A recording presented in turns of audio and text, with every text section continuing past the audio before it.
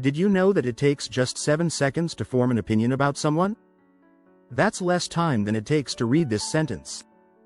Imagine. In the blink of an eye, people decide whether they like you or not. But here's the shocking part. Only 5% of that decision comes from what you actually say. The rest? It's all about your body language, emotions, and how you make others feel. Now, what if you could change the way people see you without changing who you are? What if, instead of trying to impress, you could connect with others in a way that makes them naturally like you? Whether you're trying to build stronger friendships, succeed at work, or lead a team, this video will show you how. In this video, we'll uncover 6 strategies that go beyond the usual advice. We're not talking about fake techniques or manipulation. We're diving into real, science-backed methods that will help you become the person others feel drawn to, without ever pretending to be someone else. Stay tuned as we reveal how to make an unforgettable first impression, listen in a way that builds trust, and connect on a deeper level. Ready to make people like you more? Let's dive in. Chapter 1. Magnetic First Impressions. The power of instant connection. First impressions matter more than you think. In fact, research by Princeton psychologists found that people make snap judgments about others in just milliseconds. That's all it takes to form an opinion, so how do you make those moments count?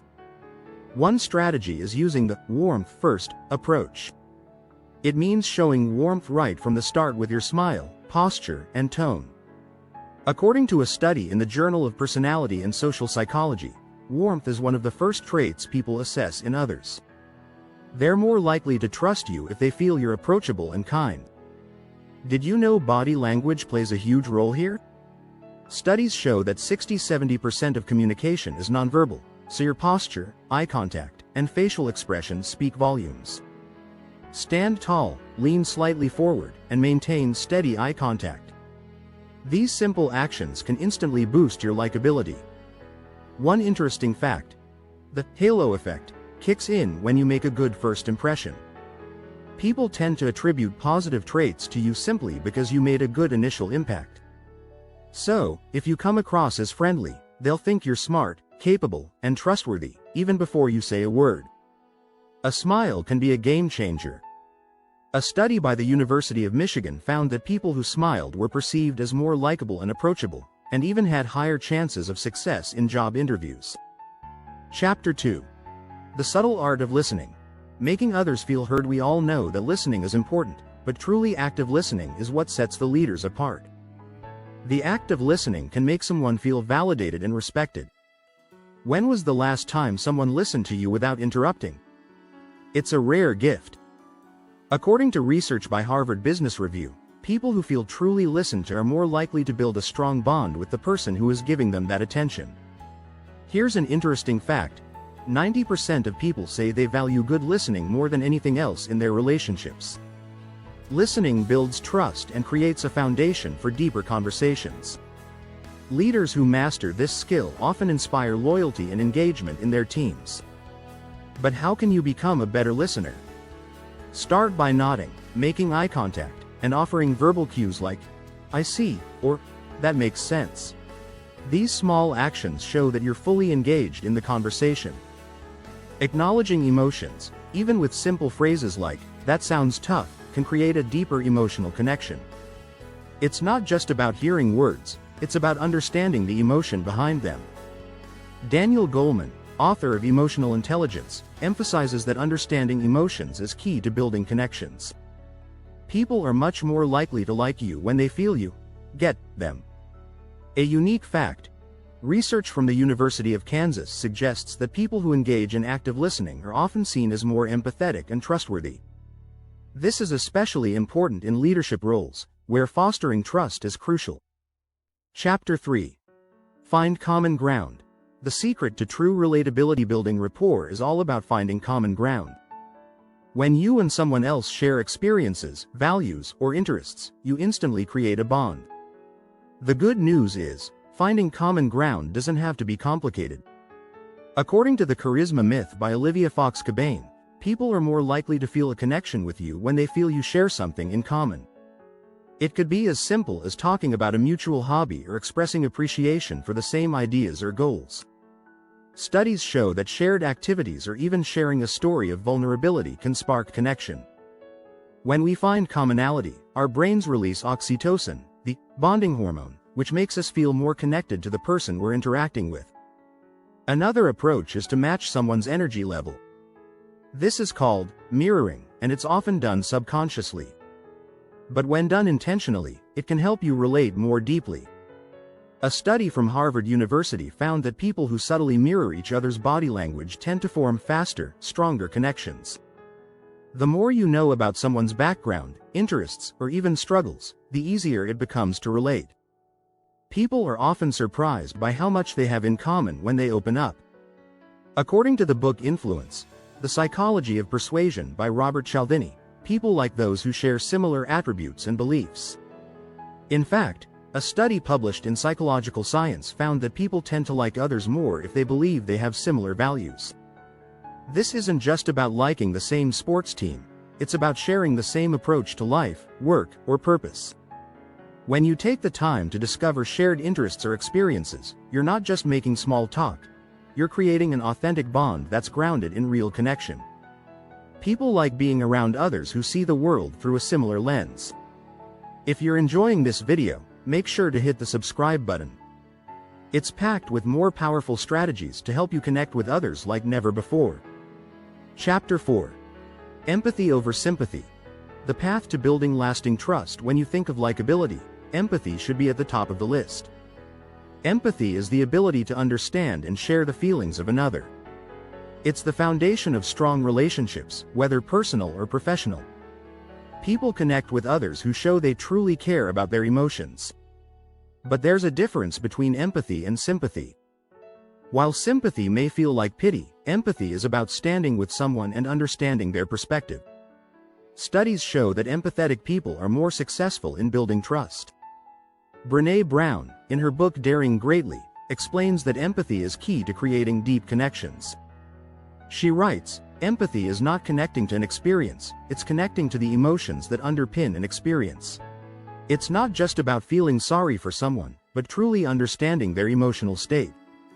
In leadership, this means showing genuine concern for your team's feelings and challenges.